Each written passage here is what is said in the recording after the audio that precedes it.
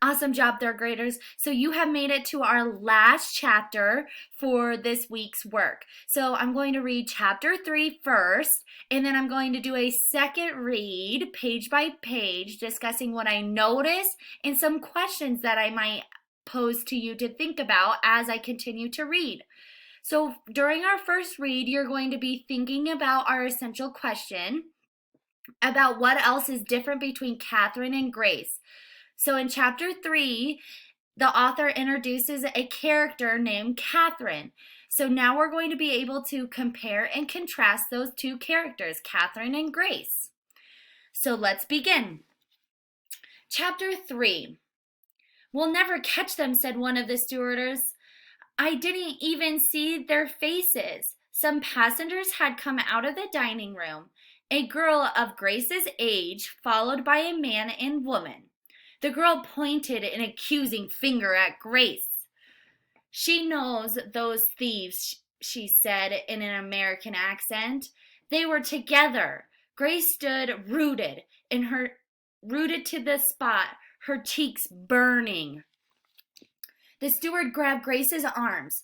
She tried to pull free, but his grip was too strong. "You better tell us where we can find your friends," he said, scowling at her. "I don't have a clue where they are," said Grace, "and they're not my friends." "You're lying," said the girl. "You were standing right there with them." Grace turned to her, suddenly feeling uncomfortable in her patched dress and scuffed old shoes. The girl's clothing looked brand new and probably cost a fortune.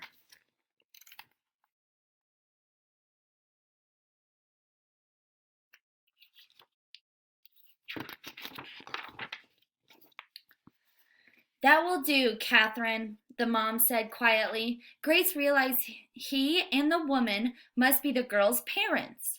He was tall and dark and wore a tailored suit and a bow tie. His wife was fair, and her sparkly dress seemed to be something a queen might wear. "Your father's right," said the girl's mother.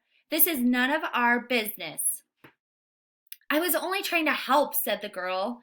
"I mean, stealing is wrong." "Maybe they were hungry," said Grace pointedly. Stealing was wrong, of course, but Grace hated the way the girl, Catherine, had interfered.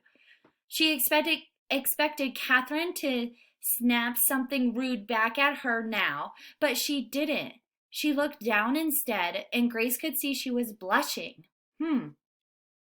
"Come along, Catherine," the girl's father said firmly, and they returned to their table in the dining room.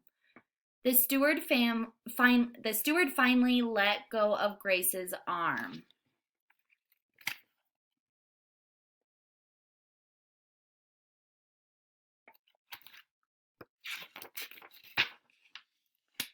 "Go away," he hissed at her, "and don't let me see you here again." He needn't worry, thought Grace. She had already made up her mind to steer clear of the first class areas from now on. By the time Grace went to bed that night, the great ship was well on its way across the Atlantic Ocean.